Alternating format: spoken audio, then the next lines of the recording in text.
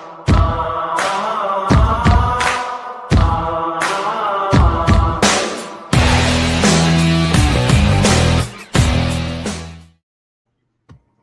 right, what's up, guys? I'm Connor Ferguson. Welcome to the newest edition of the Always Race Day podcast, the Asphalt podcast, here with Josh Olmstead and Noah Nilsson. Much smoother when I don't have to say Caleb's last name. Trips me up every week. I think he'll be back next week. He's producing the show, so he is here doing some really cool stuff for us. Hope you guys enjoy it.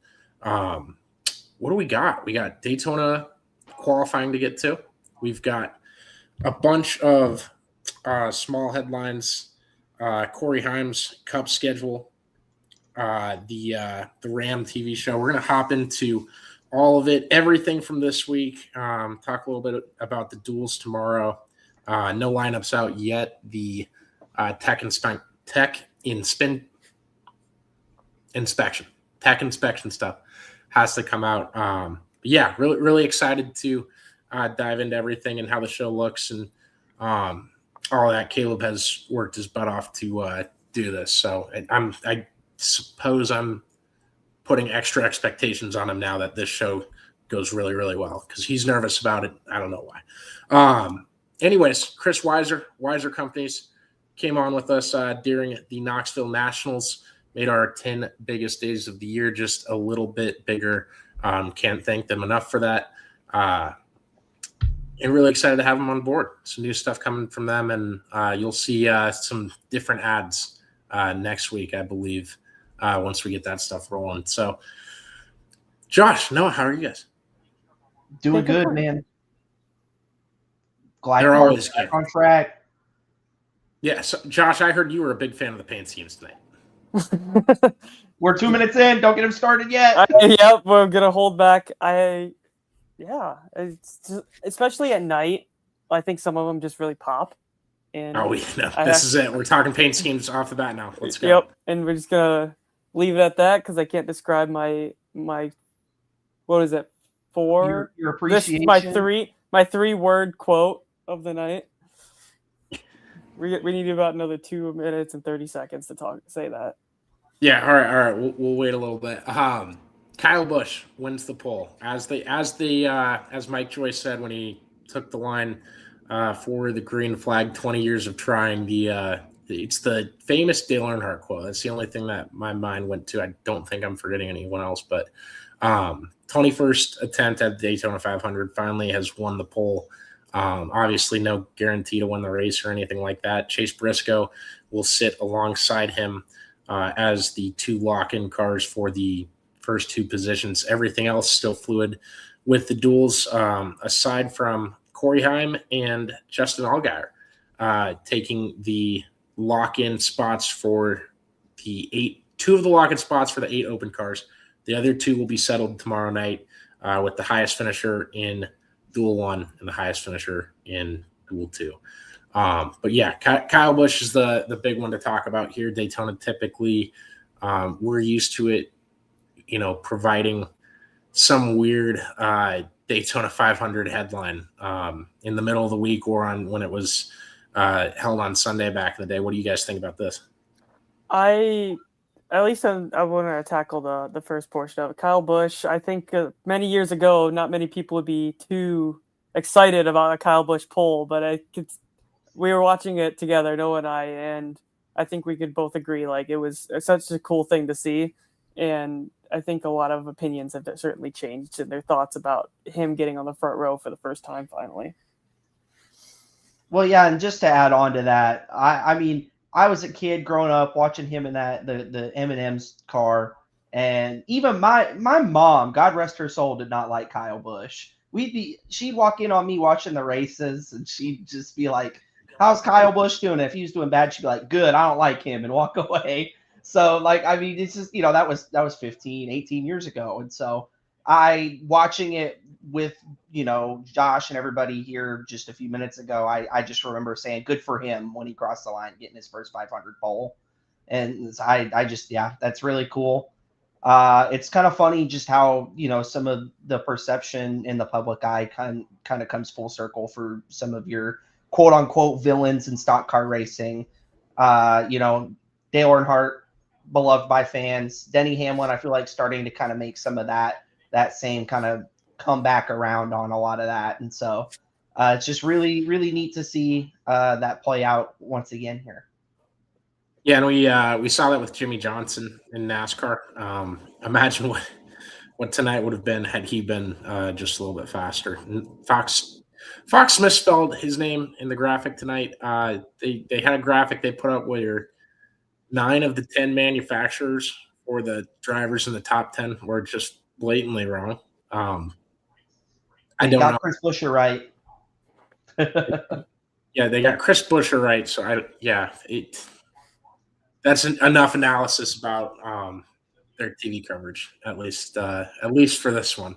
I think the rest of the night was fine by many standards. I don't know what you do for that event, but I didn't think it was god awful or anything. It's just, yeah, if you make a mistake like that, it's pretty bad.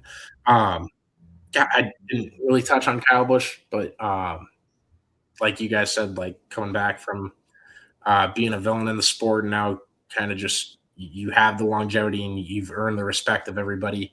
I think their social media game with I call it a game, but it's kind of just opening people's eyes on stuff. He's being a really great father to his son Braxton, and how he's coaching him to race. And there's a clip a week or two ago about him telling him like, "Hey, I know you want me to make the car go faster, but like you're just leaving a 10th out there. Like you're just not." He explains it. He goes in the whole. I'm not going to just go verbatim on the quote because it's been 2 weeks since I saw it, but his corner entrance was a tad off and his exit was really off. So take my word for it, find it. But it's wholesome stuff like that they're showing, and that definitely helps the respect card, especially from the casual NASCAR fan base that's going to see that on their everyday stuff. We'll go into Splash and Go, just early stuff in the show and smaller headlines that we'll just knock out and go one after another. This one from today: Kyle Larson signed a 5-year extension to remain with Hendrick Motorsports. Keeps him there till he's 38. Obviously, the famous quote with Kyle is that he'd like to, go race the World of Outlaws around sometime when he's 40. Obviously, that's now kind of changed to the High Limit Sprint Car Series that he co-owns. And it could entail anything else. We're still 5 years away from that. So good for Hendrick Motorsports to lock that up. I don't know if this is the last stretch. I don't think you can have a 5-year farewell stretch, even if you really wanted to. But yeah, it's always good when you seal up the defending champion's contract. Yeah, for sure. I mean, that's the big point. I mean, he just won the championship, so I think it's well-deserved overall. And I think that just solidifies like kind of what he's done for the team and honestly been the most consistent out of the 4 Hendrick guys. So I think it was a great move by Hendrick, and for the long run, I mean, what else is there to do? It seems like this is probably like most of the time you have your little outliers where once they get older, they kind of fizzle out and kind of fall off a little bit. But I think the 5 years from now is probably an appropriate time for him. Now, if you brought up what else is there to do for Hendrick Motorsports, and I would extend Alex Bowman and tell Corey Day to go race sprint cars the rest of his life. That's what I would do. Well, and that's another good point too. This locks up kind of a key part of silly season. I think we're at around 20 guys who are free agents this year, like half the Cup field. It's insane. Alex Bowman's a free agent. We've got Larson locked up. Carson Hocevar signed an extension. We'll get into that too. So some of these dominoes kind of starting to fall. Priest is signed with RFK through 26. Pretty sure Buescher's a free agent this year as well. So there's going to be a lot of moving pieces. This is not going to be the first contract discussion we have on the show for sure this year. And just as far as Kyle Larson specifically, I mean, the only thing really I feel like he has left to do as far as NASCAR is concerned is win the Daytona 500. And, that's, I think, going to be the great white buffalo for him. especially given the restrictor plate things that have happened to him in the past. They've had good cars here the last couple of years. They've been up in contention, Daytona and Talladega.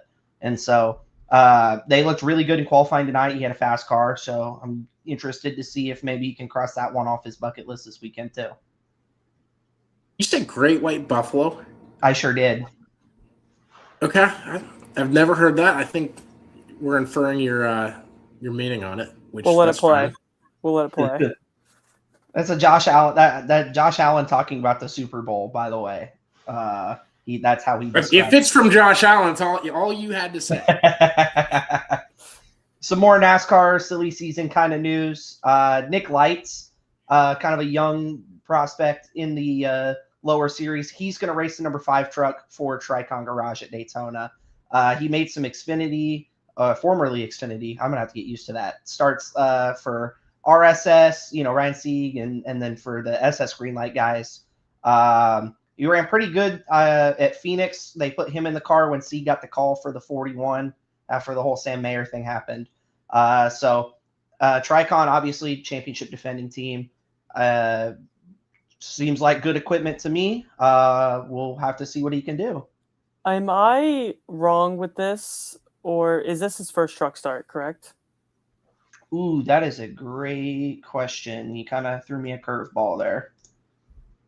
Let's see. No, it's not. Our producer is saying no in all caps. Okay. That could be unrelated to this. He could be definitely- reacting to Water Buffalo. I might be thinking of someone else then. No, he's got 8 career truck starts, 20 career O'Reilly series starts. So just the first for TRICON. Got it. yes. Okay. Should we do a running total on how many times we screw up O'Reilly? Oh, I gosh. hope that's For the each only person. I don't know. We can assign a punishment to the end. We'll make Noah watch the 1967 Daytona 500. If you can find that stream, we'll sit down and watch it. Oh, God. That turns into a group thing. Yeah, man. I love hanging out with my friends. Brad Reynolds says keep Corey Day on dirt. That kid is a menace. The dirt guys love Corey Day. I just throw them a bone with that. Obviously, I love Alex Bowman. Hell yeah, they should stay in Spire cars. Bright futures ahead for both those guys. I hope at the very least. Jackson Lee is going to make his NASCAR Truck Series debut at St. Petersburg. Son of David Lee. Kevin Lee, you were close. Kevin Lee, thank you. No, David Lee, the former NBA player. Yep. No, we did. Yeah, we did the names before the show, and I've had 6 in my head, and I've switched them all. So, son to Kevin Lee. Should have figured that one out pretty easily. But pretty cool stuff. I'm excited for that truck race. The truck race has 2 bangers really early in the season. I'm not used to it. It feels like the good old, I would say like mid 2010s, late 2000s, where that series was really cooking with the names and drivers we saw. And I feel like we're kind of getting back to that, especially with this truck entry list for Daytona. And I don't want to put an unfair expectation on the rest of the slate, but goodness, it's a good one. It's always good for the series, I feel like, to have that infusion of these older veteran drivers that know what they're doing and these younger guys that are really, really fast and raw and just ready to let it rip out there. And so that's going to be something I think all year, hopefully. It feels like a lot of these kind of cool, nostalgia-driven fan service kind of tours and starts. I think we're seeing more of those, and more of those that as we get older are going to be more impactful to us. Like, I know I'm wearing a Tony Stewart IndyCar shirt right now. Like him making a start at Daytona, talking about maybe making more starts in that 25 truck just because of the reaction he got when he said he was coming back. Like that kind of stuff. I think it's only a good thing. I am excited for this Jackson Lee debut because I get to go watch it in person. So that would be really cool. That will be cool. So it'll be a good test to kind of see what we think of that and kind of see what happens. I don't know much of the background of it, But I know it's going to probably be a rough start for a lot of the guys because it's a new course and such. But with his road racing experience, I think he could blend really well with the field. I just know it'll probably be a little bit of a difficult situation for a lot of people because, one, it being technically a street course as well. So that means you get to see Dario too. Yeah. Josh, What? when were you going to tell us that you're going to St. Pete? I'm sure you've told no. I'm the last to know.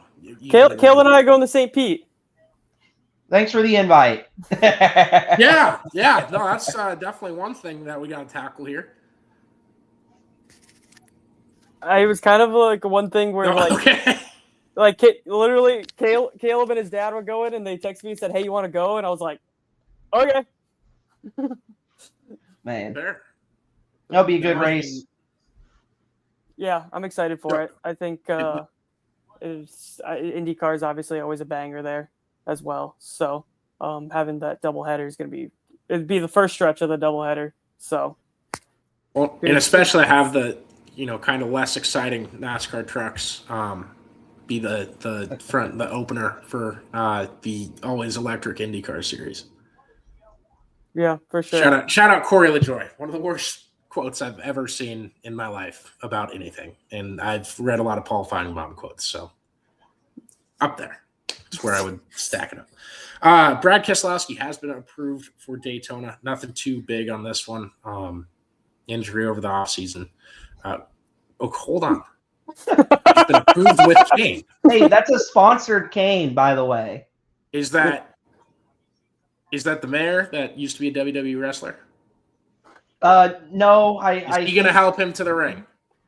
I don't think that's happening, buddy. So Brad Keselowski can now walk with a cane. Just one. And he'll be just one. He'll be good to go for Daytona. So always good to see. No one wants you guys sit out, especially with the format we got this year. So all right, pit road pulse time. We don't really have an intro or anything or how these segments are going to go. We're going to kind of learn with the twists and turns with you guys too. So we'll figure it out. We'll get to the bottom of it at some point. But Noah Gragson's time was disallowed.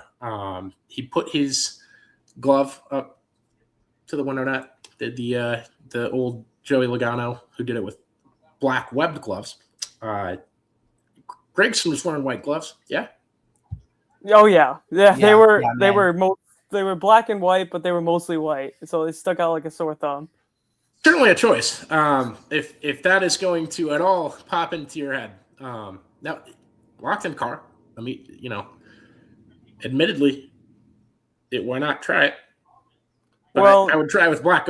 If you're gonna try to cheat, let's try. He wasn't even trying. He just forgot. Yeah, he said in his interview, he was like, "I just forgot about the rule." He goes, "It was dumb on me. Oh well, we'll go move on to the duels." It feels like the only qualifying rule of the year. I mean, I feel like qualifying should be pretty straightforward, Like, two hands on the car, don't do anything dumb. There's 4 turns there. Get in the car, don't do anything dumb, and don't put your hand out the window. Keep both hands on the steering wheel. Yeah, 10 and 2, buddy. Come on. There you go. Checker flag. Better get the gas on. All right, we talked a little bit about. Well, we haven't actually done any analysis on it, and it is kind of just car speed to an extent. But Corey Heim and Justin Allgaier get the 2 open spot lock-ins of the 8 open cars. 2 of them locked in on time tonight. One's going to lock in as the highest finisher in the first duel. The other, the highest finisher in the second duel. And I think they're going to evenly divvy up the 4 cars into each duel. This was the best way to do it. I don't know who in the NASCAR rulebook area stood up after the trial and said, "No, you guys need to listen to me now." But they fixed a lot of stuff. Yeah, that's kudos to that. I was shocked, to say the least, on Heim's performance. I knew he was kind of my pick to be locked in on speed, but I didn't think he'd be that fast. And I knew Allgaier would be better than they were last year. They had a little bit more time to prep and had a little bit more under their belt. But with the practice run that Corey LaJoie ran earlier today, I for sure thought he would have been fine. Obviously, Chris Buescher and Ryan Preece making the top 10. So it shows that RFK has the speed. I was blindsided by it. I did not expect Allgaier over LaJoie. I mean, I kind of held my breath to waiting for practice. Just, I wanted to see, especially with it being single car runs, how that went. I pre-qualifying thought it would be Heim and LaJoie. Allgaier was a surprise, like you said, Josh. Now, I want to ask you guys a question. The unofficial lineups for the duels are out on NASCAR.com. Open cars racing in Duel 1. Corey LaJoie, Chandler Smith, Casey Mears. Who you got? I'm taking Corey LaJoie. Yeah. No ifs, ands, or buts. Yeah. That was 3. Okay, so one of them's the other. Okay, yeah, no. Not Chandler Smith, not Casey Mears. All right. So then Corey LaJoie? Yep, Corey LaJoie. There you go. So I forgot who the third guy was, and I was defaulting to yeah. So Duel 2, like we said, Allgaier's locked in. It's Alfredo, McLeod, and Yaley for Duel 2. This could go any which way. I'm going to take Alfredo because it's basically another RCR car. It feels like. So that's who I'm taking there. I wouldn't be surprised. Yaley has been so close the last couple years. I mean, he missed it by this much last year racing Jimmy to get in. So I wouldn't be surprised. That's an ECR motor. They've got an ECR power plant in there. So don't discount him. BJ McLeod has good runs at these restrictor plate tracks. He takes care of his stuff. He knows what he's doing. He's got a lot of people's trust and respect the way he handles things as well. I will take Alfredo, but I think that one's a little less cut and dry than the first one.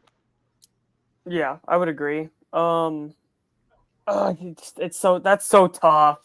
I mean, just based off of just knowing Beard Motorsports and what that team, they bring one car, they have one car, and it's strictly cut for this.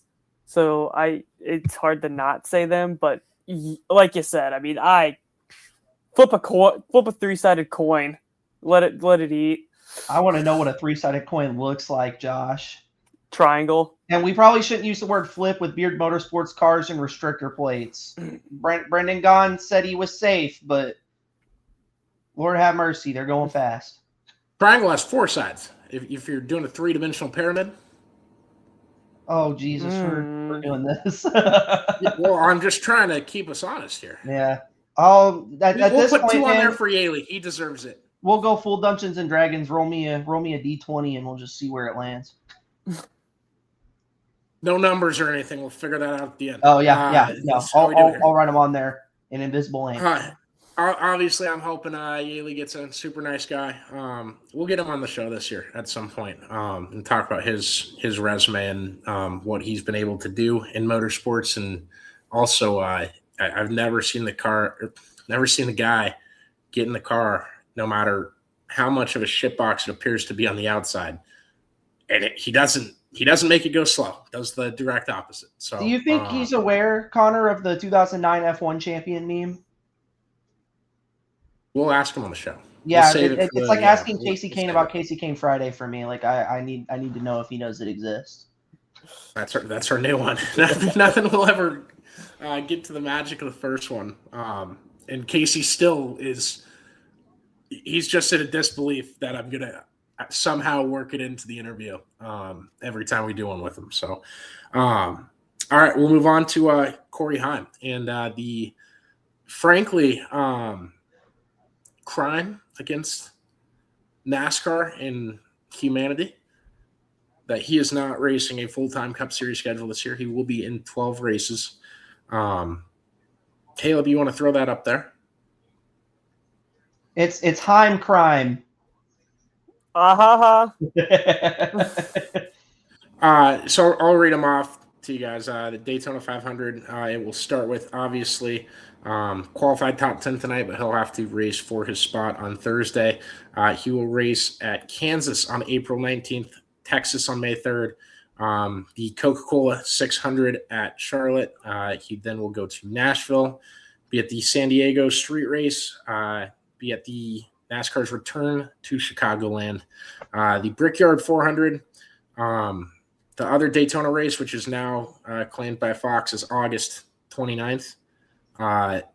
Darlington, he will race, as well as I think Bank of America still got the sponsorship rights for that Charlotte race, and Homestead at the end of the year. So that is at least the schedule for Corey in the 12 race deal they've put together. So I wish it was 36.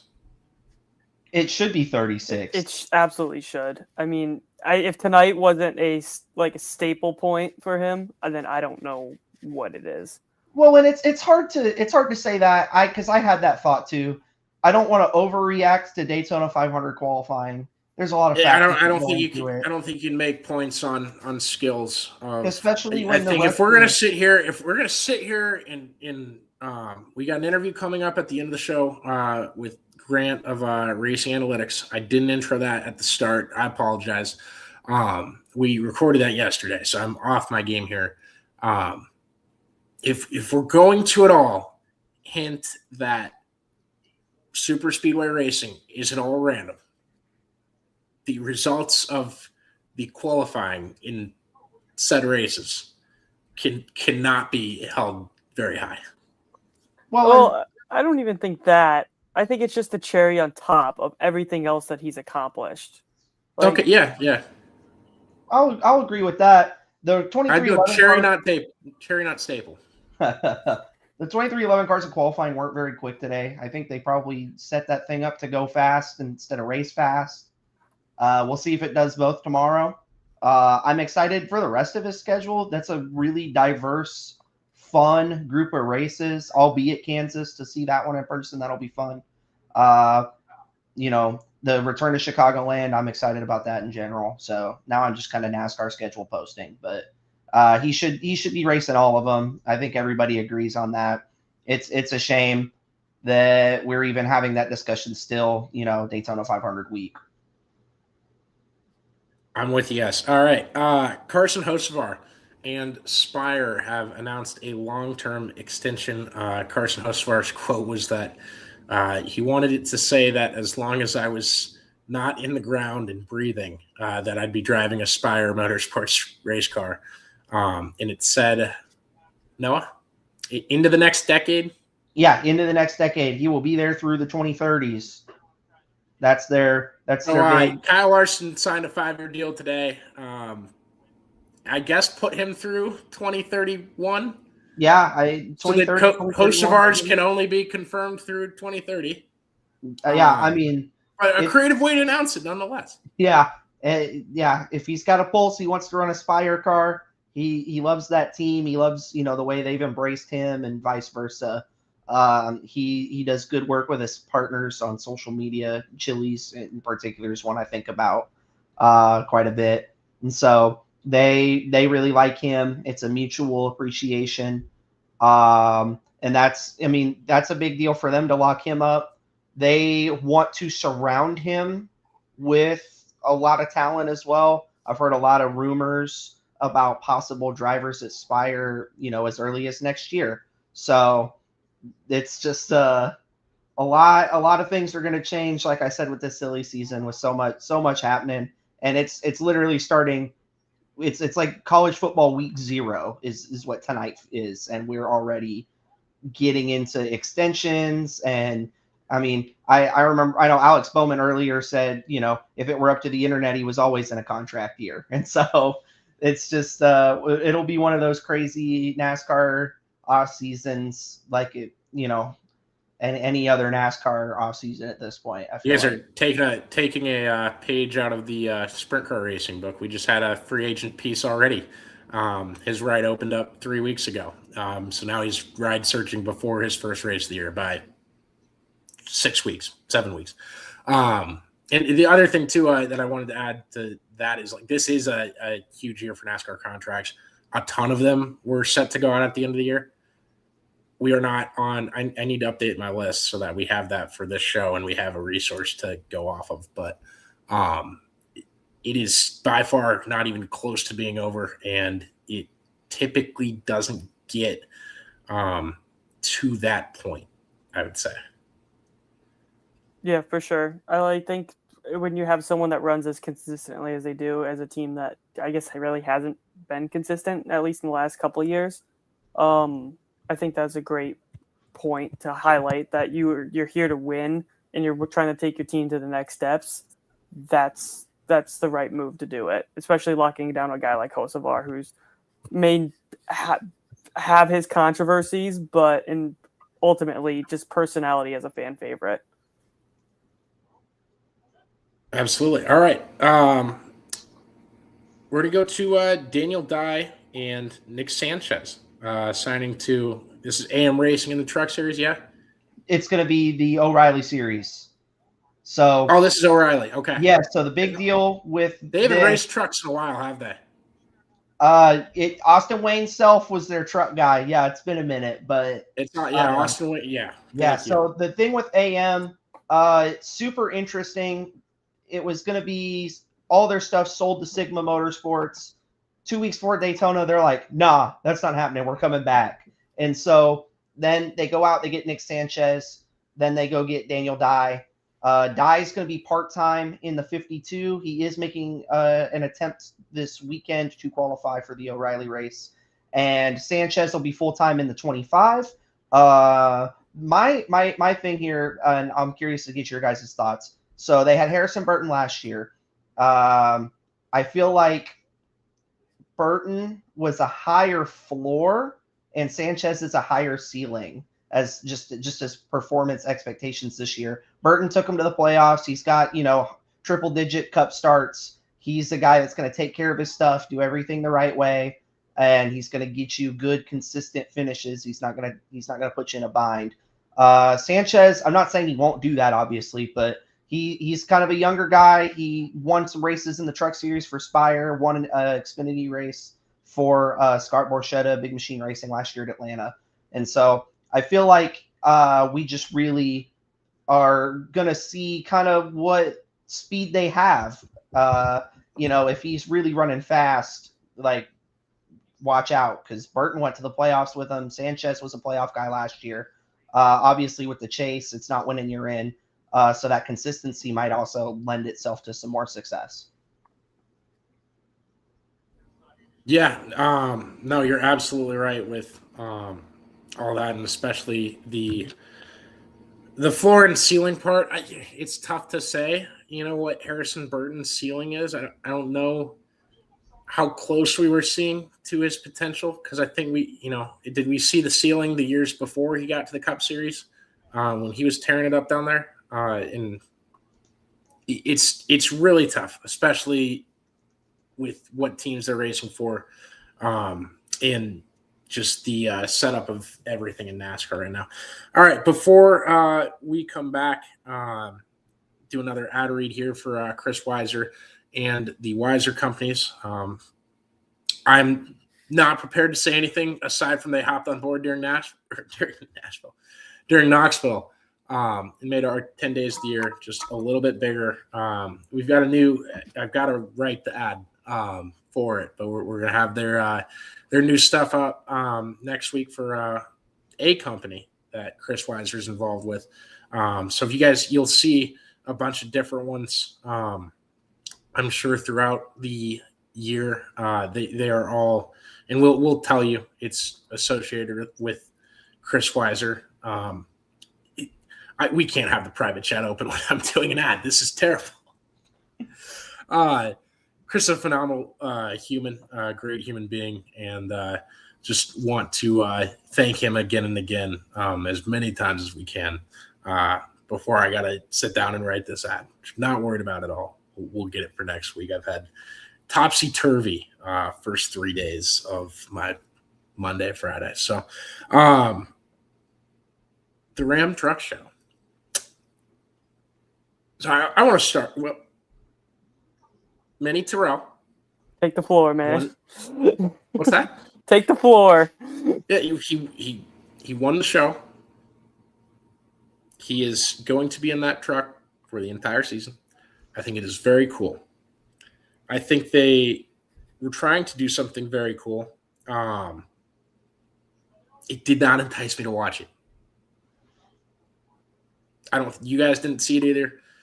I thought the release and how close it was to Daytona could have been fixed. This should have been a 45 minutes episode a week thing. By the second show, when I watched like a combined 13 of the first 24 minutes of it were the same footage in the same intro. Without guys, was it first names or last names? It was without their last names.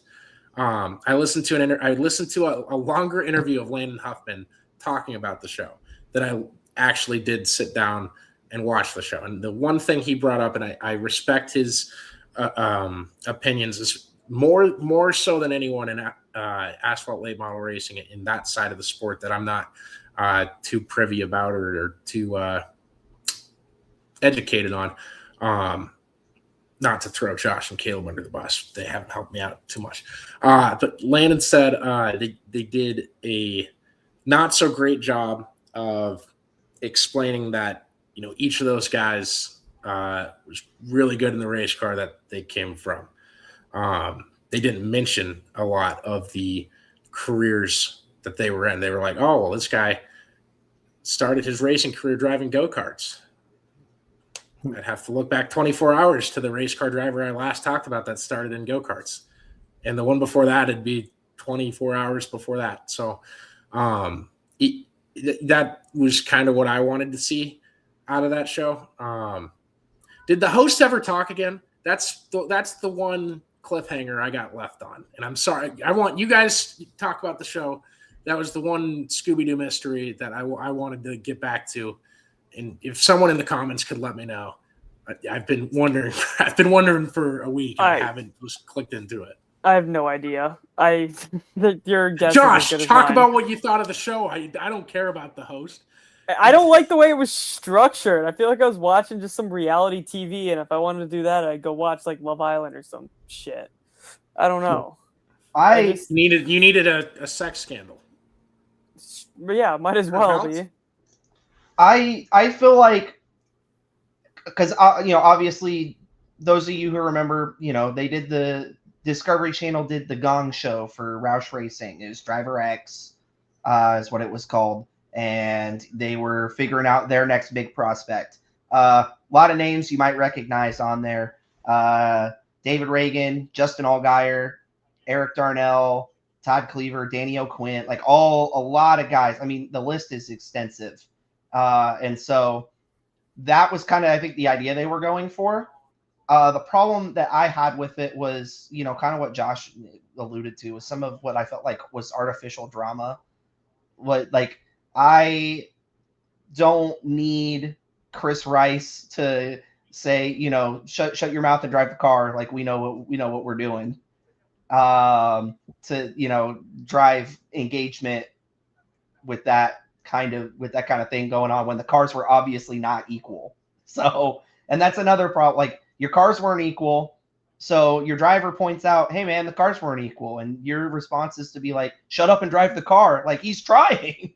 So it was kind of maddening. And then, like you guys said, with the structure, just we had a whole off season. What do you mean you're gonna do this after the ARCA test where you have to get your guy approved to run trucks anyway? So you kind of leak your winner. It completely killed any anticipation I had. It's why I didn't watch it. It was because I already knew who won. There's no need, and then the artificial drama just feels worse. If you do it again, that's a big if. I don't know what this cost. And one thing I do want to defend them on is this is the deepest tail in racing that I've never seen solved ever. Race teams will try to build 5 identical cars. It's usually not 5, usually different numbers. If we're talking about on track and stuff, it doesn't work. It hardly ever works to where the cars are identical, right? It is. That's a tough feat to accomplish. But yeah, yelling at the driver for pointing it out and being the only one that had the balls to go up there and point it out, I thought was weird. And we talked about this. I got to stop reading Noah's private chat comments. I only get halfway through them, and I start to either laugh or think like, oh, Noah's worried about something, and then I got to get off my thing. Finale needs to be ahead of that test roster. And that test roster needs to not come out until 2 days after the finale. Yeah, that test roster doesn't need to be out until Friday night of the Saturday test. Yeah, absolutely. Like you should lead directly into that. Like I'm sorry to the ARCA test roster fans out there, of which I used to be one. Go ahead, Noah. You're good. Oh, I was just gonna say the show should, the timeline's pretty straightforward. I feel like, as far as, ARCA testing is on this day in the off season. We have until this day to wrap it up and have it all released and have it out there. You can still have all of the excitement with the ARCA test roster, because you don't need to take away from that. Your job is not to take away from the current product, it's to add to it. And so why are you taking that away? You know what I mean? Yeah, and there's a limited days in the offseason. I'm going to try to devil's advocate just a bit. It's a very short, 90. I'm sure they did a lot of work editing the show. I'm not good at editing video. I'm not good at editing the stuff we're looking at here. A lot of the show was the same edits, and a lot of the show was B-roll that didn't show me who. I don't know if it got better during the road course race in the second episode. Maybe someday I'll go back and watch it. At this point, it's like I know the result now. The likeliness of me going back to watch it is very low. But like the oval race was so disgusting. I'm like, just overhead camera if you really have to. Just let me see the passes. Let me see how far in front this guy is. Stuff like that. So last takeaway from Race for the Seat for me. Really, really cool side impact, side resolution for that was Carson Ferguson getting the 25 truck from Martinsville plus $50,000 because he did win that South Boston, right? Yes. Okay. Very confident. Thank you. No, but that's cool. I mean, that's what should happen is these guys get opportunities to show what they can do, and then that creates more opportunities for them beyond that. So Mini Terrell winning, awesome, very cool. Curious to see how he does, in that 14 truck this year. Is a 1-year deal. And so speaking of wins, guys, who this year do you think is getting their first career win? Who do you think? This is your group right here. The big head, that big head in the middle. I picked the big head in the middle. Don't talk about Ryan Preece like that. Do we want to count the clash for Preece? Do we just want to put a big X over his face, or no? No, I picked Connor Zilic. Fuck yeah, you and every fucking buddy else. I'll say we're 43 minutes in. Nope. You can't pick him. I pick him. I had to expand. It didn't look a thing like Connor Zilic when it was tiny, and now it looks like a Mount Rushmore statue got wrong. What do you think? That just doesn't look enough like Connor Zilic. I don't know what they did. Noah Gragson looks way too apologetic here. We should have used the. This is like Night at the Museum Connor Zilic, man. Does Ty Gibbs have black eyeliner on? Oh my God. Hey, he's doing that thing Brad does. We should have did the thing where we should have, for the media day where Gragson with American flag shirtless, we should have used that picture. Oh, there you go. Yeah. So, you pick Connor Zilic. Connor, are you on the Cody Ware train? What in the world? Look at the text, buddy. Look. Why do people? No. It's a quote. No. I've been full screening the graphic because we're worried about the show. Was there? If you don't comment to this in the next 3 minutes, we're sliding you in for him. No, look. I mean, it's a quote. That means you said it. That's what that means. Facts. He's not even on the graphic. Cody Ware is on the graphic. Oh, okay. That's where it was. I was looking everywhere but the screen in front of me. He's just in the way back. That's a Caleb prediction. He'd do that, and he conveniently wants to not be on the show so he doesn't have to make a Daytona 500 prediction. But he would do that to poo-poo the super speedway package, and I think he might just do it next week anyways. I think Caleb through text form can still let everybody know. I'm going to pick Carson Hocevar to get his first win, though. They were really, really bad fast. I know I have said my fair amount. I've sent my fair amount of criticism Carson Hocevar's way, and I still stand by it. But I still think he's going to get his first win. I think he's going to do it this year. They were very, very fast on those 1.5 miles last year. He was fast at Bowman Gray, led a lot of laps. I feel like spent a lot of time up front before it all went wrong. So I'll pick Hocevar to win. My statement behind this for Zilich is I just think like there's obviously we cut some road courses, but I think there's enough early on in the schedule where he's got prime opportunity to do it. So I think if he's going to do it, I just don't see enough in between like a road course where these guys could stand out outside of like maybe preset a super speedway or something like that. What? So my question for you with that is, do you think the road courses early in the year are a good thing for Connor Zilich, or do you think he would benefit more if they were a little further in the schedule and he has more time with the car? I think both, I guess is the best way to say it. I think he has enough experience in other cars, and he's had a few tests in this car from last year with his part-time runs where I think he's got a good grip of it, and he's obviously shown that he catches on really quick. So I think that he will be fine either way. I do think he'll probably perform more throughout the season as time goes on.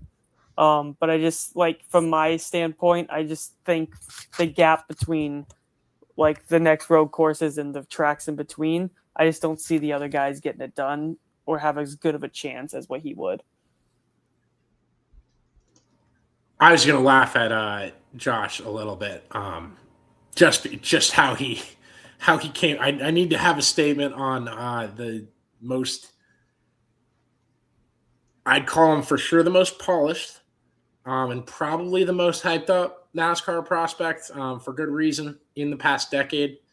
At least back to Chase Elliott. Am I forgetting anyone, Noah?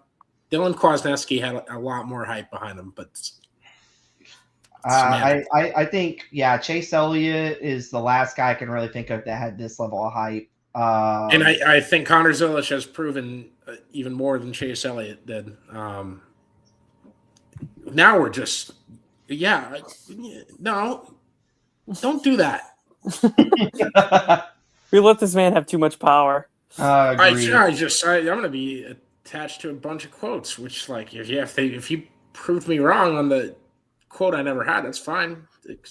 Then I think we still figure out who got the best of who there. So I guess that leaves me. Is that John Hunter Nemechek in the middle? Yes, yeah. John Hunter's there with the big B on his chest. I'm going to go with the peculiar John Hunter Nemechek, and we'll throw Ryan Preece in there. I'm not saying they both get him, but if I had to pick the best of the rest guys, since I've been relegated to third, I would take those two out of that group. And Gragson and Gilliland are not far behind. Both those guys have shown a ton of prowess, and I don't want to say the sky's the limit. I'm getting into cliche after cliche here. Oh, my God, yeah. I would like to point out that you were pulling my card that you guys roasted me so much for when I picked half the field, and here you are picking half the field. I didn't pick them. I said they're good drivers. He actually really picked a third of the field, actually, according to my math. And you know what? More than one. John Hunter Nemechek said on I think it was Twitter or Instagram, or I'm never going to call it X. It's never going to happen. I'm a creature of habit. He said he hates the nickname Nematode. So because of you, Connor, I think henceforth and forevermore he will be Professor Peculiar now. And that's all I got for that. Let's workshop that. I'm not saying professor every time. And we're not bringing that graphic up ever again. I almost said drag queen, but I don't want to disrespect the drag queens. Never. What they do to Ty Gibbs in that made me take him off my list. I'm not joking. You don't like an emo man in tune with his feelings? Depends. Got my life in 2 pieces. Hey, that's a good song, man. Don't diss Papa Roach on here. I didn't say it was dissing. All right. Preview the races of the weekend. And I specifically wanted to get to the truck series. I'm super excited for. My goodness, Connor, what did you do? I took a screenshot of the non-regular entries into the race. There's a see more tab that you gotta hit into. Oh no. Cletus McFarland is one. The guy on You guys can fill air however you'd like. Tony Stewart, boys. That guy right there. That guy. And so there we go. All right, we're going to go down the list here. Cletus McFarland, Nick Leitz, talked about him a little bit earlier in the show. Lights, yeah. You said it, so I didn't have to. Thank you. This shit fucks. And not Josh kept referring to paint schemes. There's your Easter egg. All right, the legend that is Norm Benning is in the number 6 car. Michael McDowell will be in the race, and this is Friday night, 6:30, Fox Sports 1. Might be 7:30. Can you check that, Noah? 7:30 Eastern, 6:30 Central. Thank you. Tony Stewart will be in the race. He's driving the number 25 Ram Dodge truck. Yep. For Colleague Racing. Thank you. I probably should have known. Chris Rice. It's a positive move there for that I didn't associate Chris Rice right away with Colleague. So got that from the fallout of episode 1, at least. Tony Bradinger, Travis Pastrana, which I'm good track record at Daytona. That's all I'm going to say with him. And then a legendary guy there too, former Daytona 500 winner and Ricky Stenhouse Jr. going to be in that race. John Hunter Nemechek, Corey LaJoie, and Carson Hocevar. Among many others. Among everyone else. But that's the race. I think it's the most excited I've been for a truck race in a really, really long time. And that's like not just Daytona, just like in general. What a stacked list, honestly. Like it's awesome. Yeah, absolutely. There's most, what's the word I want to use? Anticipated. What? The most anticipated truck race? You could say that. Just like the variety of talent in so many different ways. Diverse? Yes, there you go. That's the word.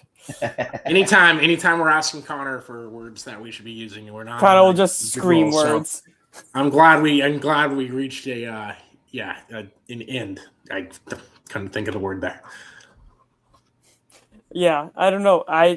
It's been highly anticipated. I think it's, at least amongst us, has been talked about a lot, and the hype is there. So I'm looking forward to every portion of it. The truck race is usually kind of a banger at Daytona, so I think it just takes it a step up. I hope we find our next Timothy Peters somehow in this. Hey, listen. What's Minnie Terrell's legal first name? Oh, no. It's Timothy. No. It's Timothy. He's right there. You spoke it into existence. That's all I'm saying. There we go. All right. I suppose he was not on the notable list. Shout out to Austin Kaninsky. That puts those out. But and other journalists also do that. He didn't have the idea or anything. But yeah, give me the Friday night. I'm amped for this one. O'Reilly race, just a few notables to go off here, and then we'll talk about the Cup race. But Cesar Baccarella, Luke Fenhouse, Gio Ruggiero, Carson Ware, Jordan Anderson, Patrick Emmerling, and Carson Hocevar, who's only triple duty guy of the whole weekend. What ticks me off about some NASCAR fans, they don't know that any racing outside of NASCAR exists, and that if it's not on TV, It doesn't matter. I was like that growing up. It's full stop, left hand up. They complain that Hocevar is the only one doing triple duty. What the hell happened in the NASCAR I love? Not a ton of these guys are going down to Valencia on Saturday night to race late models. And I can't speak for New Smyrna. I'm not 100% sure. I am sure that a lot of them will be down there taking it in at the very least. They're all race fans. They like to be at the racetrack. Go let them race around somewhere that is NASCAR. I don't need them in the I don't need them in the O'Reilly series. I don't need them in the truck series. Okay, that kind of contradicts. I do need them sometimes in the truck series, but typically after the career ends, maybe. You need them enough. Time and a place. We're the worst ex-girlfriend ever that you could possibly have. We need them when we want them. All right, let's get into our Daytona 500 picks, guys. I don't know. Josh, you were hinting at Ty Dillon before the show. Whoa! Talked about Ross Chastain. Whoa! You had Bowman. I think at one point you said you'd take a flyer on Byron. Isn't that a contradiction of anything I said at the beginning of the show? Or like, I think that contradicted everything I said about who's going to get their first win by you saying Ty Dillon. He put a $1,500 bet on Casey Mears to win it all, guys. No. I want to know what that pays. I actually don't. You don't want to know. I'm confident that some bucks wouldn't pay you out from that because I tried to bet Boris said to win a cup race a few years back on DraftKings and they wouldn't let me put $10 on it. Devastating. I'm glad you got to keep your 10 as much as I love Boris. I was pretty pissed off. Kind of, it was the first domino in that led with not doing a betting video every damn NASCAR premier race. I'm glad we don't do those anymore. Who's your pick, Connor? I was trying to buy myself some time because I don't know who I'm going to choose. So I'll go to my list of old reliables. It includes Austin Dillon. I'm not picking him. It includes Denny Hamlin and Ryan Blaney. And I won't be picking either of those guys. It is Ricky Stenhouse Jr. Wait a God, I'm getting good at this. It out, Noah. I'm getting good at this. Chef Boyardee, let him cook. I think on that list of like my top 6 plate guys from 5 years ago, I think if you bet them all, I'm pretty sure we're up like 26 units or something stupid. Just off the same not. I think I threw a 6th in there, and I'd have to go back and find it and look. But I kept it in my head. I'm like, okay, these are the guys, and this and that, and I'd interchange guys in and out of that circle, but I kept what I think was the group. And at some point, me and Damon calculated it out. Someone else had sent us a text and said it's like up 45, and I said it cannot be that. There's no way. So maybe someday we'll go back and look at it. But oh boy. So Connor's taking Stenhouse. Josh. I bounced around for a couple names, and I think I just settled on the safe pick of I'm going to take Denny Hamlin. Okay, daring, bold. I was on Chris Buescher. Hell, Josh? I was on Chris Buescher, and I pivoted last second. Unbelievably. Connor Zilic to get a cup win and Denny Hamlin to win the Daytona 500. In other news, Josh is gonna eat breakfast tomorrow morning. Listen, y'all got on me about my Colton Herta pick, so I'm just gonna be safe ever since. You cannot refer to that pick as one pick. There was 70 picks, and it resulted in Colton Herta leaving the series. You did that, actually. It's my fault. Yes. It is now. It's not the FIA's dumb super license rules. It was you all along. I am the FIA. And so, okay. So Josh has got Denny Hamlin. Come on. Let's see. Come on. I know. I don't want to do it. You're going to jinx it. So I'm not going to do it because I will jinx it. He will have an ADG crash on lap 13 and it will piss me off. So I'm not even going to say his name right now. Ryan Blaney. Hey, you piece of shit. I'm talking. It's my turn. Say his name 3 times and he It was my appears. turn. I hope he appears. I want to see that mustache. That's crazy shit, man. I love it. I'm surprised Roger let him keep it this year. So I'm gonna be probably a little on the weirder side with this one. I am gonna take Bubba Wallace. I take back everything I just said about you. Listen, man. Bubba's been close. It might not be the most popular pick I've ever made, but he's been close a few times. He's a great restrictor plate racer. I'm curious to see how they draft. Really, I could give you a more informed opinion tomorrow, as both of you also would probably attest to for yourselves. But he's always there at the end, whether it's Daytona or Talladega, even Atlanta. A couple times he's been close. So I'll take Bubba. Noah. He's a top 8. He's a top 8 super speedway racer in the Cup Series. He's not one. He's closer to 8 than he was 1, 2, 3 years ago. But he's still top 8 for sure. No, listen. I think he's gonna get it done. I believe in it. WWE entrance over here to make his pick. Yeah, no kidding. Basement boy over here. My pick is Kyle Larson. Oh my God. He's going to the dark side. You jinxed it. It's not going to happen. Oh, no. He's the defending champion is finally going to get a super speedway win in big fashion. We had an hour-long show that you didn't talk on the air, and you still came in at the last second to try and attack a driver not at all affiliated, but a driver that is friend of the show. I don't think he was attacking him. I think he's jinxing the fuck out of him, Noah. Yeah, I mean, all the dirt fans, if Larson crashes in the 500, show up with pitchforks to Caleb's house, please. Oh, that's not even the odds that he's going to crash at a super speedway are ridiculous. Like text me, I'll send you the address. They're already high up, but for Larson. But no, I got a feeling. Woohoo. Thank you, Black Eyed Peas. Very cool. I was going to ask if that was the Black Eyed Peas reference you were going for there. Signing off. Just like that. Rest in peace. I love Caleb because he's born 2026, died 2026. You would have loved Wii Sports. We'll miss you. There are probably some buttons he has to press back there to get us off the show. I could just hit in stream and do it how we've been doing it. He might want me to now that he's heard that. Caleb, I hit the outro video, and then like 5.5 seconds in, I hit in stream, and that usually times it out decently. But thank you.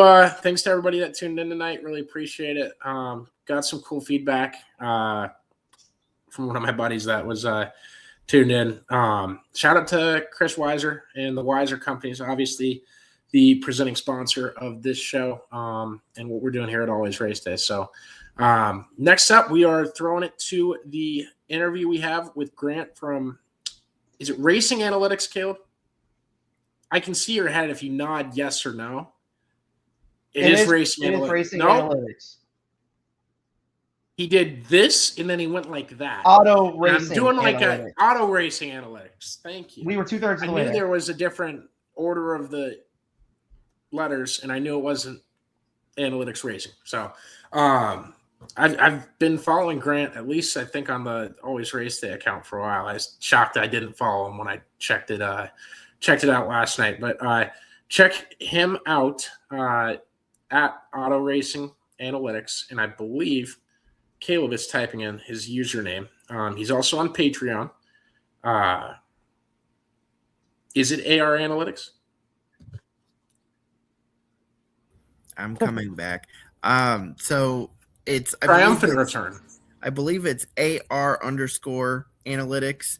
And then he's also got his website. So you can check that out. He's got his Patreon.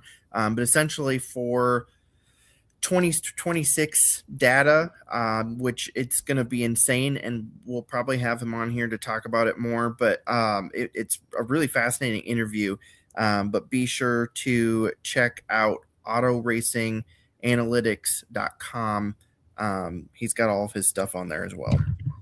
Hey, big shout out to him for coming on. It's a fun interview. Our buddy Dylan Gooden just sent out a tweet about the Fox issues tonight. And I don't know if you guys saw this. He said the Fox producers should have focused on other things instead of muting me on Twitter. Love you, Dylan. Keep fighting the good fight. Appreciate it, buddy. People on Twitter. I know, man. But yeah, Grant, awesome. Auto Racing Analytics. He will probably forget more about racing and data than I will ever know. It's a great listen. We hope you guys enjoy it.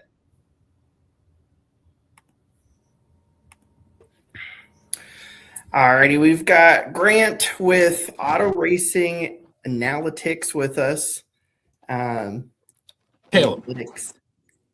I know. I always do that. So mostly for my coworkers, they'll understand that. But Auto Racing Analytics, and we're happy to have you this year. Hoping to have you on a couple times throughout the season, but kind of wanted to take tonight to get to know you a little bit and introduce the viewers to what it is that you do and, kind of the content that you provide. So we've got Connor here as well for this interview, pre-recording. It'll actually be on our show tomorrow night, Wednesday night, but we're going to take care of that early. So Grant, tell the viewers a little bit about who you are, where you're from, all that jazz. Yes, sir. So I grew up, born and raised in Nebraska on a small farm, and I started Auto Racing Analytics as a high school project, and it got really out of hand, and it resulted in me doing about 1.5 years of work for Legacy Motor Club, and then last year working with an Xfinity driver. And then this year we're just running Auto Racing Analytics as its own business part-time on the side. Going to school right now as well. Getting my just finished my bachelor's of computer science, working on my master's in data science right now. So trying to get to the school and gotta balance the business with the school. So maybe there'll be another NASCAR job in my future someday. But for now we're just gonna run the business on the side. As far as the goal of Auto Racing Analytics goes, my mission is to try to quantify the difference between car and driver and what of that wins races. It's as simple as that. Now, how that continues to play out when we actually look at what metrics we make, all of a sudden it gets very not simple. But I try and make the metrics as easy to understand as possible and keep the math as my problem. So I'll be happy to walk you guys through anything that I can tell you about what I think is going to happen this 2026 season, what happened last season, and what that means going forward. That's the very shortest version of what Auto Racing Analytics does. Caleb's going to get mad at me for asking this, but in 15 seconds or less, you graduated or bachelor's degree, from Nebraska, Omaha. Did you go to any hockey games? How cool were they? I went to 3. They were fine. They were cool. I mean, okay, we'll take it. I don't know. I'm a baseball player. I'm not much of a hockey guy myself, but that's okay. Yeah, Connor has this notion that whatever he likes, everybody else should enjoy too. So I hope they do, because I enjoy it for these reasons, and here's why you should. It was cool, but I mean, I don't know. I'd rather watch racing. So how long have you been a racing fan? I don't know, 3rd grade or so. I started rooting for Dale Jr. because my dad bought me a little diecast car from Target, and it just so happened it was the Amp Energy car, which came in green, and we had all John Deere tractors on our farm, so I was hooked from there. That's usually how it goes with the tractors. They're very color oriented. It's either green or red. It happens, yeah. There's only 2 options. So what kind of work have you done for the teams? Like when they hire you to do stuff, what is it exactly that they're hiring you to do? Well, during my time at Legacy, I did a bunch of different stuff. I worked on making some pre-race and post-race reports of how to measure our performance as far as, okay, did the driver execute? Did the race team execute? Did we give away free time? that kind of thing. I also worked on some stuff that, like some projects for making our simulator better, more accurate. And then the last thing that I was working on that was super interesting before I left is we were working on this project using the GPS data from SMT to be able to like show heat maps of like where passes happen on the racetrack most commonly and where passes are failed, things like that. That was some of the stuff I was doing for Legacy. I could go on about that. There was a lot of weird things that I did there. It was different every week. That was a really cool job. Had some really cool people on the team there. And then last year, so that was like an internship. Then last year I was working more as like a contractor for an Xfinity team. And for them, it was just providing it was a very product driven thing of like, okay, here's some pre-race information. Here's some post-race information. Here's some like quarterly updates of where we're tracking for all the metrics, and just trying to help that driver improve as a race car driver by comparing him to his peers, and hopefully get him on a track for the Cup Series someday. Grant, it's probably going to be a bad question. I know it's not easy to answer, but when you were building this, how difficult was it? And were there any approaches that you had to take to where the focus would go to make sure your models kind of ended up even in an accurate representation of measuring, as you said, is it the car, is it the driver, and how much? Yeah. See, when I started this project, this wasn't the goal. This was a passion project. The real ones will remember this, but there was a guy by the name of David Smith who did this similarly before me, and I've tried to just take what the template he laid out before he left to go work for Roush Fenway, and kind of elaborate on it. So it always starts with me with a crazy idea. So when I came up with pass efficiency, David Smith had surplus passing value, which was just essentially it was like a passing win percentage. It was like number of passes made minus the number of times you got passed divided by all of those passes. It was a win percentage basically. And I was like, so I was always under the impression that was like a pass efficiency, like how good are you at passing? But that wasn't exactly that. And so I'm like, what if there was a stat for that? And so I just started just figuring out how to make it by basically what we do for pass efficiency is we track, okay, total number of real green flag passes. So only scored at the start and finish line, excluding all the weird green flag pit cycles and stuff, excluding restart periods, just real green flag passes. And then we divide that by the number of laps the driver spent within passing range of another car. So we get a true pass efficiency. What percentage chance do you have of making a pass when you get close enough? It's just stuff like that. I just dream up in my head an idea. The reason that idea happened was in 2023, Eric Jones, I was helping the war room for Legacy. And I remember watching Ross Chastain fend off Martin Truex Jr. at Nashville for a ridiculous amount of laps. And I'm like, we've got to have a metric for this. And so that's when defense rating got made. And then pass efficiency is just the inverse of defense rating. Defense rating is just the number of times you get passed divided by the amount of laps you spend with a car in passing range. So it's just stuff like that where I just dream something up because I see it on the racetrack. I'm like, we have to find a way to quantify this because clearly this driver has a skill. Now, how do we put a number to that skill? Okay, another dumb question for me. How do you take that and make it into a code where it's measuring it and scoring this automatically and you don't have to score it? I assume you're not going through each race and going, okay, lap 37 to 39 when I'm counting that. Yeah, so you ready for this? When I started, that's basically I barely did any better. That's awesome. That's the hustle. I love it. Yeah. So when I was in high school, what I did is I won't share the secret sauce, but I found where I could get the data to do this. And I went to a very small high school. And so I had no computer science related classes. I had no idea what I was doing. And I figured out how I could use a Word document to like find and replace feature, remove all of the like extra like brackets and commas and stuff that was in the data and just separate all the lap times and stuff with tabs. And then I would copy and paste the whole thing into Excel and then write a bunch of Excel formulas on it. And this was before ChatGPT was really working. Now, a few years later, I went to college for computer science, and then that, accelerated my growth a little bit, and then went to legacy, and that accelerated things even more. And all of a sudden you're learning how to program, and it's like, oh, those things that were taking me 6 hours when I was a senior in high school now take 15 minutes tops, which allows me to build a lot cooler stuff.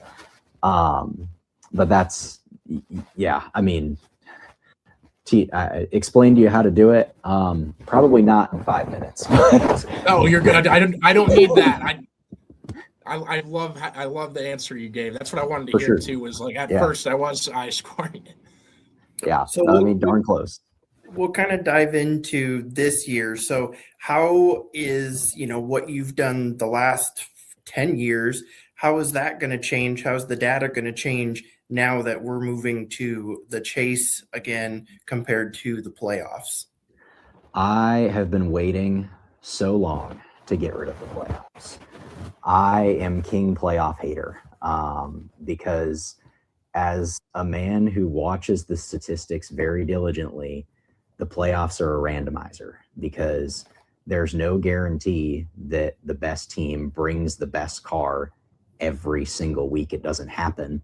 And even when that does happen, there's no guarantee that they win, because in the Gen 6 era, the fastest car won 40% of the races. Now it's 20% with the next gen car, because the margins are so much tighter and so many more things can happen. And so when the margins are tighter, your room for error is way smaller. So one bad pit stop, one bad restart, it's over. It's like you can't boil a whole season's body of work down to one race. That makes absolutely no sense. Why even run the other 35? Let's get to the good stuff right away at that point. So I'm here for the chase. Obviously, the way I talk, I wanted to see a full season, just because it gives us the best opportunity to see who the best guy was. But I can do with this compromise, because at least like the guy who wins is going to get wins the regular season is going to get a massive point advantage. So at that point, I'm like, why are we bothering with a reset? But whatever. I mean, TV probably needs the ads. I'm not exactly sure. I don't know how the broadcast side works, but what I can say is I recorded my own podcast a week ago where I went through and I predicted where every single driver 36-1 is going to finish at the end of the season. And what's exciting about this new format is we can actually do fun stuff like that now, because the data means something. It's not just going to get put in a playoff randomizer. Like, we kind of have a decent idea. The Hendrick cars are probably all going to finish somewhat near the front of the field, which wasn't a guarantee with the playoffs. We don't know. Kyle Larson could finish 8th in the championship because he has a bad few races at the end of the year. Like, now we're looking at it, it's like, okay, that could happen, but I don't think that's very likely. It's a lot less fluid. So if we just look at it that way, the guys who are going to be your big championship contenders, it's the heavy hitters you expect. It's Larson and Byron. Larson was the second fastest car on short and long runs last year. He was the third fastest car on short tracks and intermediate tracks. He's my pick to win the championship, because if we look at all of his stats across the board, there's nothing that they're bad at. They're pretty good at everything. His road course speed last year was not very good, but I see that as something that is going to regress to the mean. Last year was an oddity in that department. Another contender, we do have to talk about Denny Hamlin, because this is a team that was the fastest on intermediate tracks, second fastest on short tracks. So that's really good speed as well. The thing that concerns me with Hamlin is he was 28th quick on road courses, which is really bad. And you can't give away free points on road courses, because that's going to end up, there's none in the chase, but it's going to end up biting him in the regular season, and then he's going to lose bonus points. So that concerns me. It also does concern me his age, because as we know, at age 36 now, roughly, is when drivers hit their peak performance. And so it's very unlikely he'll be better than last year. Worse than last year, could he still win it? He sure could. But last year was an easier chance than this year, just statistically. I could go on about Ryan Blaney, William Byron, and Christopher Bell, but I think those are your two highlight contenders. Getting towards Daytona, then I just want to ask for one of my friends. Where do you put Austin Cindric as far as like super speedway racers in the field? Mm-hmm. I actually struggle with the current state of super speedway racing because I am afraid that Daytona and Talladega specifically are a bit random. I mean, Cody Ware was up there on the last lap of the Daytona 500 last year, if I'm not mistaken. Denny Hamlin, Cole Custer. I mean, who was all up in that bunch? It was an odd crew. So I don't know how much stake you can put into it. I think that Atlanta is actually a much better representation of super speedway racing. I had a great stat that I was putting together to figure out who the best super speedway racers were at the start of the next gen era, but I scrapped it because I was waiting to see if they would maybe take some of the grip out of the cars as super speedways, because at that point it would be a more useful metric. But unfortunately they haven't done that yet. So I don't actually have any metrics to talk super speedway racing, but going off of the eye test and the points scored, anytime I pick super speedways, I rarely pick a Penske car I rarely don't pick a Penske car unless I'm picking Brad Keselowski. So to me, there's 4 reasonable picks going to super speedway races. And then there's a few that you can make an argument for, like it's your Penske cars, it's Keselowski, Buescher, Byron, Chastain. I'm probably missing a couple, but those are probably your most reasonable. I'm excited to have him because there's gonna be things I disagree with, and he's gonna be like, no, that's the numbers. But yeah, if you don't have analytics for him, we can just go to my power rankings and we'll just. Oh, perfect. So Ricky Stenhouse Jr. Tom. Okay. Hey, everybody heard that. No. We're gonna have a fun conversation here. I said I had to leave. I'm gonna stay for just another minute to give this. Oh heck yeah! I hooked him back in. Are you ready for this? I don't think you're prepared for this. So I have a running joke with like 4 people, because that's all the people that were listening to the podcast at this point. But when I did my podcast the first time, way back in like 2023 or something, I made the claim right after Ricky Stenhouse Jr. won the Daytona 500 that there was a perfectly reasonable route to Ricky Stenhouse Jr. being a NASCAR Hall of Famer. And I still believe that. He's a two-time Xfinity champion with like 12 Xfinity wins. And then I think he's got 3, maybe 4 Cup wins. And then he's got a Daytona 500. My thought process was, if Ricky wins 1 more Daytona 500 in his career, and he ends his career with 2 Xfinity titles and 2 Daytona 500s, and maybe grabs a couple more Cup wins, gets to 10 Cup wins, that sounds like a Hall of Fame career to me. 10 Cup wins, 15 Xfinity wins, 2 championships in Xfinity, and 2 Daytona 500s. That's a Hall of Famer. And that's crazy to me that you make a legitimate argument that I think Ricky Stenhouse could be a NASCAR Hall of Famer. I don't think he's quite going to get there, but it could happen. Throwing a top 100 drivers of all time list when that comes out in 25 years. I don't know if I'd go that far, but maybe Ricky's got to have some more longevity if we got to wager that into the Hall of Fame selection. But I don't know if that's going to be possible. But thank you so much for taking the time, Grant. Absolutely, it's been a blast. I'll look forward to hearing from you guys soon. Yeah, for sure. Thank you so much. Yep. See ya.